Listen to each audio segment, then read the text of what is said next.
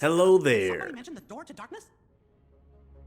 Kingdom Hearts is the beloved game franchise of Tetsuya Nomura that mixes the style and charm of Final Fantasy with the characters, world, and heart of Disney. Trying to explain the overall story of Kingdom Hearts unfortunately requires a full seminar to even crack the surface, but essentially, it follows the story of Sora, a kid with big dreams of adventure, and his journey with the mage Donald Fauntleroy Duck and the knight George Geef Goofy G Goof. Sora wields a Keyblade and travels across Disney-themed worlds battling Heartless and the forces of darkness. They meet many Final Fantasy and Disney characters along the way, and get roped in the long-running schemes of Xehanort, the big bad of Kingdom Hearts, who seeks to control the actual Kingdom Hearts and something Keyblade! something Light! Heart. Darkness. The lore of this series is as expansive as it is convoluted, but it makes for a fun setting with infinite possibilities. Over the last year or so, DC Comics has been blessing us with the new Absolute Universe, which is a universe created by Darkseid himself, using evil energy to form a world where our favorite heroes are given lives that take away the hope and privileges of their mainline counterparts. These darker interpretations include, but are not limited to, a hopeless Superman who experienced the tragedy of Krypton's slow destruction firsthand, a Wonder Woman raised in literal hell with no Amazons to give her sisterhoodship, and of course, a Batman with a lovely mother, a trustworthy friend group that supported him as a child, and a fine Afro-Brazilian body to lock legs with, and genetics to be successful in his career as an engineer and construction worker. This universe turns heroes to foes, villains to allies, and warps others to become something incomprehensible. Given that the Absolute Universe gave us such unique versions of heroes and villains of DC, an inquiry came to my mind. What would an Absolute Kingdom Hearts look like? I've come up with a hypothetical for this vision that will go over how the settings and characters will change in this universe without hope. And hopefully you find it interesting, or at the very least tell me how dumb my ideas were and comment better ones for us to imagine. Now, let's start with the incident that started it all. The once bustling city of Twilight Town used to be a hotspot for businesses and community, but with the increase in missing person cases, an ominous energy fills the air. The people seem to act stranger and stranger as the days go by, and the stars in the night sky flicker in strange ways as if there were something watching over it, beyond the veil. Rumor has it, if you listen closely, you can hear the whispers of lost souls. One day, a blinding light in the shape of a heart suddenly and quietly appeared above the city, and it was reported that the people within a 3-mile radius of it were infected with a condition that caused black scrawls to appear on the skin, and the people to lose all sense of themselves and commit the worst atrocities imaginable, which would later be diagnosed as the Heartless syndrome. Twilight Town became ground zero for the chaos, which caused it to be shut off as a quarantine zone, and this incident became the catalyst for the conflict that will drive the plot. So, in Kingdom Hearts 2, Twilight Town is the simulated birthplace for Roxas, though it was modeled after a real Twilight Town. This place is important for the story of Roxas, as it's basically the basis of his entire existence, which I'll explain in more detail later when we get to him. Technically, Twilight Town will still be the birthplace of Roxas, but for now, I turned it into the current home of our protagonist, Sora. In Kingdom Hearts, Sora is a kid whose greatest strength lies in his strong heart and his connection with his friends. Sora's biggest motivation for what he does throughout the entire story revolves around his friends, Riku and Kairi, and whoever else he befriends along the way. Of course, we know that the Absolute Universe takes away something fundamental from the hero's lore that forces the true foundation of their character to come to the forefront to rise above the challenges of their world. In this alternate universe, Sora, who once did everything for the sake of his friends, will be robbed of this fundamental factor. He is a high school freshman-aged boy who was never able to keep friends due to his constant rehoming and relocating. Yeah. In this world, I'm making Buddy Boy an orphan who has been through many foster homes in different places, and his newest home brings him to Twilight Town, not too long before the Heartless incident happened. Even though he doesn't have friends, the strength of his heart and yearning for adventure will still be prevalent, as he would often go off alone in the night, finding purpose and joy in exploring new and forbidden areas. This, unfortunately, would often get him in trouble when he goes through private property areas, which is another reason why he would be constantly going through different homes, as sometimes he does things that a friend would probably talk him out of, if he had any. Another odd thing about this Sora is that since moving to Twilight Town, he has been having weird dreams about someone, and always feels increasingly exhausted even after a full night of sleep. Before we can explain why that is, we should go over his experience during the incident that will thrust him into the new world of challenges and struggle, but most importantly, discovery. During the night of the incident, Sora walked the beach on the edge of Twilight Town and witnessed the blinding light of the impossibly large heart in the sky. And fueled by curiosity and excitement, he ran towards the city to see if he could see the source. Unfortunately, he witnessed a sight straight out of hell. Before he could even reach close to where the epicenter of the light was, pure pandemonium halted his advance. He saw people with black markings on their arms, with piss-yellow eyes, ripping people apart and committing unspeakable acts that I think would get me demonetized if I even suggest them. What he is now witnessing is humanity's first experience with the Heartless. The Heartless in Kingdom Hearts are Disgusting black creatures. black creatures of different shapes and sizes depending on their strength, but they are a result of what happens when a heart is corrupted by darkness, which I'll explain the concepts of hearts in a bit. These Heartless in this universe are a slightly more grounded version, as the Heartless are people infected by the Heartless syndrome. Those who are afflicted with this condition behave impulsively and without fear or empathy, with zero self-preservation. In the daylight, they stand out like scarecrows swaying in the wind, but if they are in proximity of another Heartless at any time, no matter if they are aware of it or not, their violent and sporadic nature will emerge, which is why this first encounter with them is like full apocalypse mode.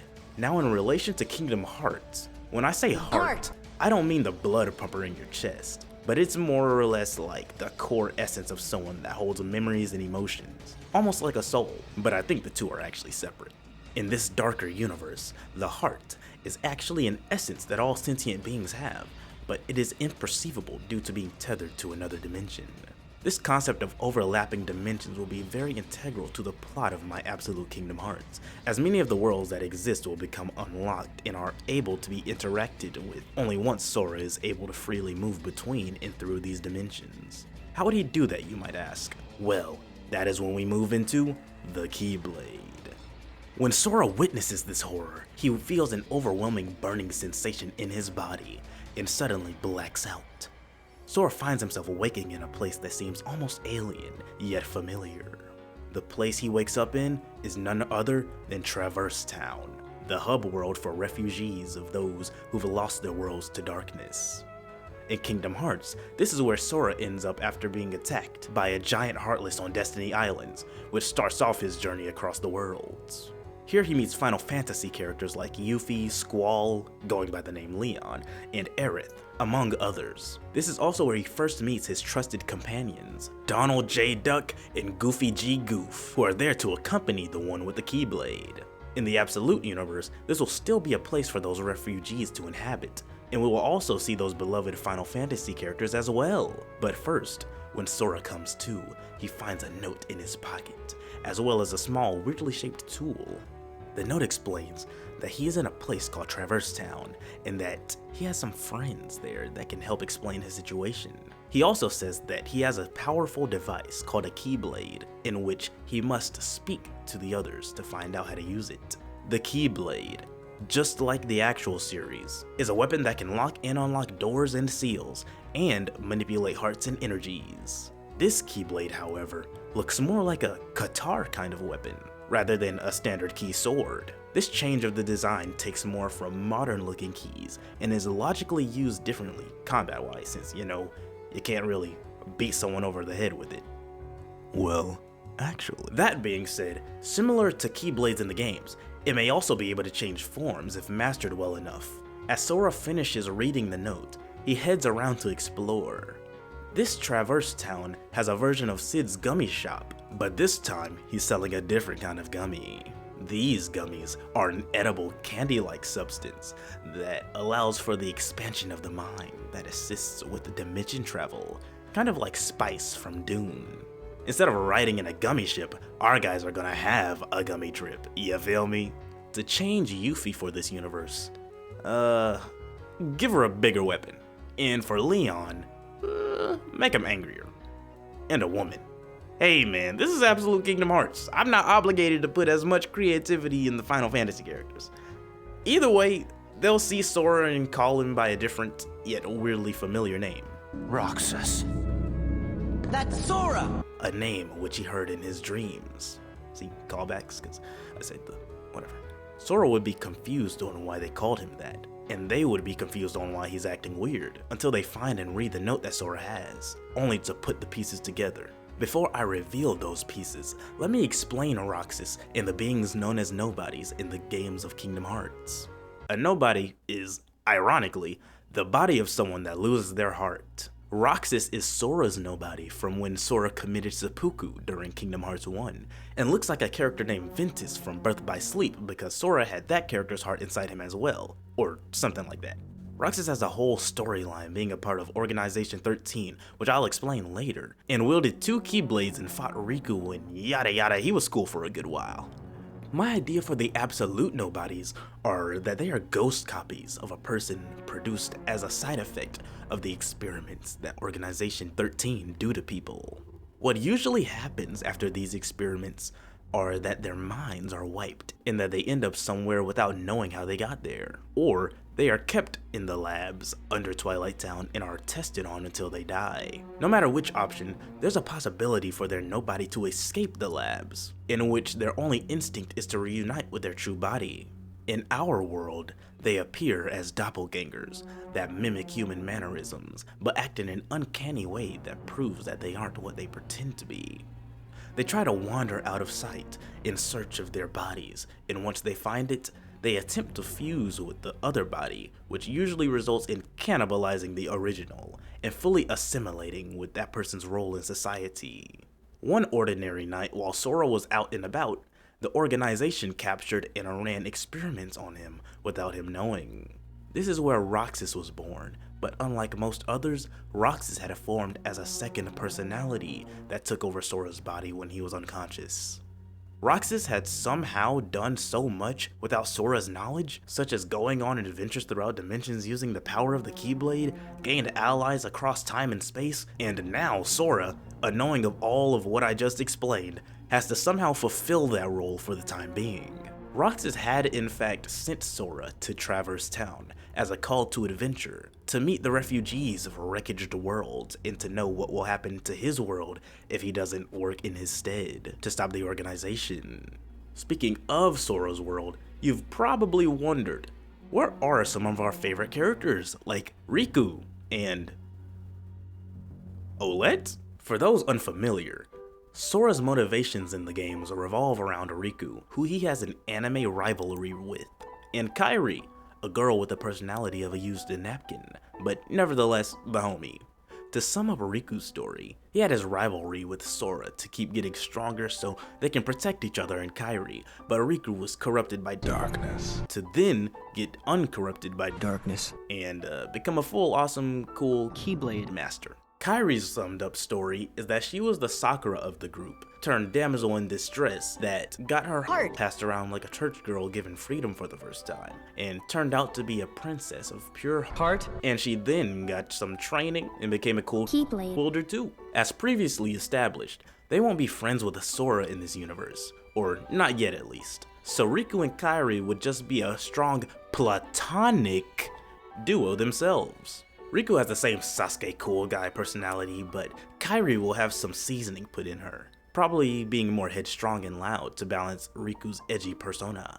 Riku would also be the leader of a delinquent gang, consisting of Hainer, Pence, and Olette, doing Tokyo Revengers type stuff, riding around with his friends and followers. Riku would still have his ambition to get stronger to protect his friends, which plays a huge role when the Heartless incident happens. When that went down, Riku witnessed some of his friends die in horrifying ways, and in witnessing that, his heart was partially infected with the Heartless syndrome. But unexpectedly, he wasn't fully corrupted. Yes, in the Absolute Universe, Riku would be able to harness the power of darkness, taking the side effects of the Heartless syndrome and using it to fight against the Heartless himself. It seems like he's able to resist being fully taken over by the condition because of his strength of will, but he still has the black markings on his body and constantly in war in his mind to control himself. He wears bandages as to hide his markings and yellow eyes, and his sole purpose is to eradicate all of the Heartless. Kairi, on the other hand, was kidnapped on that day, and since nobody was able to find her, she was just assumed dead. Which is another thing that fuels Riku's rage. The truth of the matter is that Kairi was chosen as a princess of heart, which are women from different worlds used as batteries to satiate and control the Kingdom Hearts.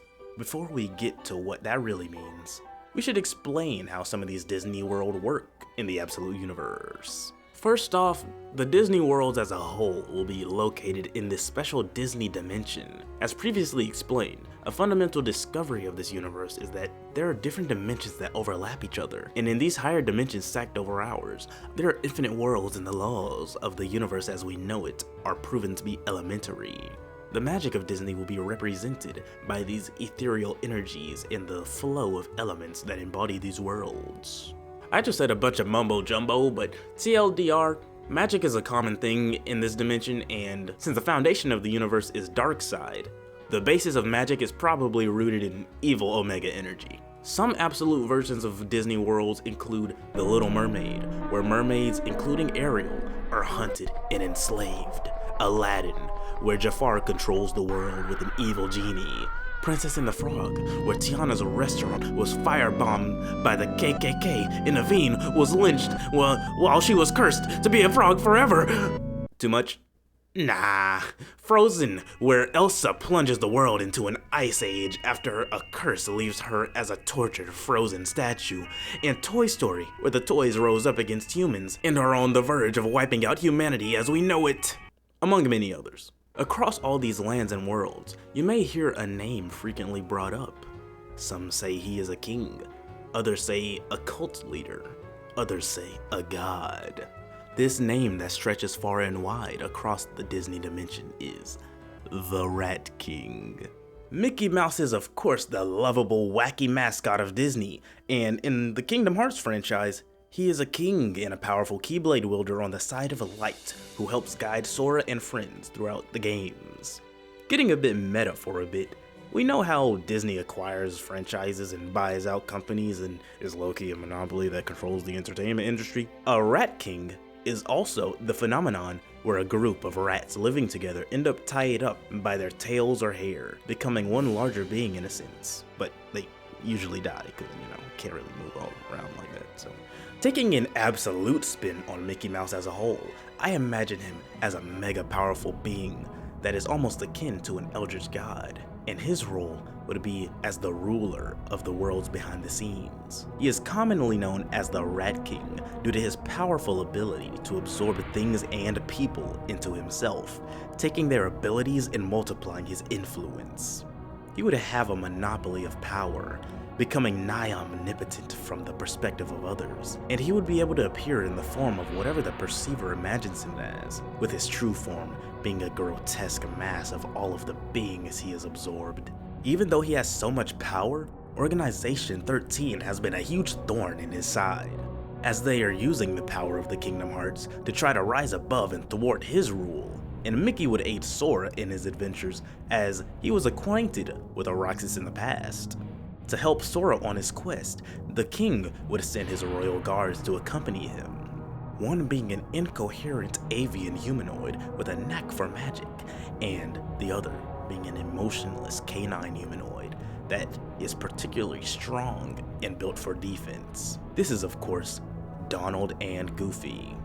Donald had once tried to rebel against King Mickey with his words, using speeches and rallies to influence people. So the king cursed him to be unintelligible and absorbed him to turn him into a slave as punishment for this treason. Goofy was also an activist against the king's control, who was once so lively with emotions that brought silly smiles to faces, but was stripped of those emotions, now just a tool for the king to use. This is who represents the side of the light in the war between light and dark. Organization 13 are the biggest ops to the Rat King and the main force fighting for the dark. Organization 13 in the games is the group led by Xehanort, consisting of Nobodies and clones / different timelines of Xehanort. They wear cool black hoods and all have wacky personalities and unique powers. In the end, Xehanort's ending plan requires for him to take over the bodies of some of these members, and he even took over Riku for a time, so I'll be taking this to an unsettling extreme. For the Absolute Universe, this is a shadow corporation that makes its profit from capitalizing on a new energy source they've discovered, but they are very mysterious and always wear all black. The truth behind the organization is that the founder, Xehanort, enacted an esoteric ritual that involved dismembering himself and integrating his organs within 13 hosts. That somehow makes him immortal and even more powerful, as he can live through multiple bodies like a Horcrux from Harry Potter. Think of it like how the Soul King in Bleach has his body parts fused and formed into living beings that grant them unique power. Each member of the organization is a person who was a victim of the experiments that creates the Nobodies. But if the experiments are successful, whatever that means, they can be used as a host body for Xehanort to enter. The goal of this organization is to use the Kingdom Hearts to overthrow King Mickey's rule. As with him gone, Xehanort can take over and reform the universe as he sees fit. In the games, the Kingdom Hearts is the collective source of all hearts and light, I think. Well, at least that's where the hearts return to when you kill a Heartless. The big conflict between the forces of light and dark, aka Sora and the boys versus Xehanort, is that Xehanort believes Kingdom Hearts is darkness, despite it literally being a giant light, and wants to control it for power or whatever grand scheme he has that day. In the Absolute Universe, Kingdom Hearts will actually be an entity hidden at the center of the massive luminescence, a godlike, celestial entity with immense power. And unfortunately, Xehanort's theory would be correct, as at the center of the Kingdom Hearts is the real body that is like a tiny black hole void of sorts, whose life essence would be corrupted and run on omega energy, as that is the building block of this evil universe. Currently, the Kingdom Hearts is being influenced and controlled by the organization in order to collect the hearts of people in order to produce the new efficient energy that they sell, as well as grant themselves immortality and various other powers for the war. You're probably wondering, how in the world can they even tame an entity with such immense power? Well, this is where another ritual is revealed involving 7 Princesses of Heart.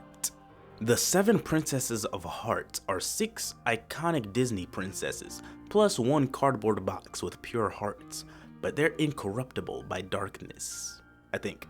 Xehanort needs them to complete his big evil plan of 7 beings of light and 13 beings of dark coming together, and Sora manages to save them in the games. Unfortunately, I can't guarantee a happy ending in this universe. The 7 Princesses of Heart will still be women from different Disney worlds, plus the high school aged Kairi, but they are used as batteries in pods to satiate the Kingdom Hearts. When given young, good-hearted ladies, the entity enters a state of docile complicity, which the organization exploits for their gain. The truth is, when these girls are taken and put in these pods that drain their life essence, their consciousnesses are locked inside of a realm with the Kingdom Hearts entity. Sadly, they are prisoners inside this space, but they are able to connect with the Kingdom Hearts entity, which appears as a small child, and the good-hearted, nurturing women give comfort to the corrupted being, as there's nothing else to really do. This is why from the outside, the Kingdom Hearts is able to be tamed. Throughout this rendition of Kingdom Hearts, both sides of the war between light and dark have evil, because that's what Darkseid is, and he is the Absolute Universe. Darkseid is... With that being said, the overall plot, I imagine, for Absolute Kingdom Hearts would follow Sora going around to fight against the corruption spread throughout the dimensions and world in order to work his way to the Organization 13 with the Roxas' guidance, along with learning the power of having allies to help him along the way in order to save his world. Will he join forces with the Heartless powered Riku to save Kairi? Will Donald and Goofy be released from their curses? Can they still boogie down with Ariel? Let me know how you think it would go. And there was my idea for Absolute Kingdom Hearts. I love the Kingdom Hearts series, and I realized that a lot of stuff happens in it that is actually really dark and depressing if you think about it. So I loved thinking about making it even more dark and depressing. The Absolute universe is still going strong, of course, with Batman defeating Bane, Absolute Reverse Flash coming up, and Superman's life just getting worse and worse. Let me know if I should imagine another series in the Absolute universe, or if I didn't cook, let me know how you'd change or make an Absolute Kingdom Hearts. Thanks for watching if you made it this far, and I need a taco. Goodbye. You walk away, you don't hear me say